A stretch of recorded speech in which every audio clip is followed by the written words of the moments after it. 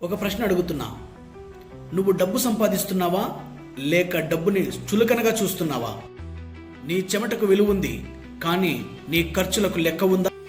విత్తనం చల్లిన రైతు ప్రతి గింజను లెక్క పెడతాడు, కానీ జీవితాన్ని పండించాలనుకునే నువ్వు ప్రతి రూపాయికి లెక్క ఎందుకు పెట్టడం లేదు?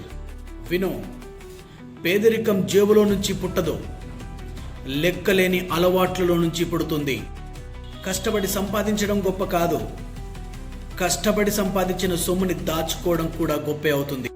ఈ రోజు నుంచి ప్రతి రూపాయికి పేరు పెట్టు, ప్రతి ఖర్చుని రాసుకోవడం నేర్చుకో.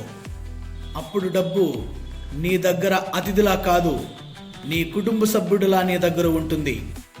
డబ్బు నిన్ను వదిలి వెళ్ళదు, అలాగే గౌరవం లేని చోట నిలవదు. ఈ రోజు నుంచి నేను డబ్బుని గౌరవిస్తాను అని నువ్వు అనుకుంటే కామెంట్లో ఎస్ అని కామెంట్ రాయండి. అలాగే ఇలాంటి వీడియోస్ కోసం ఫాలో చేయండి.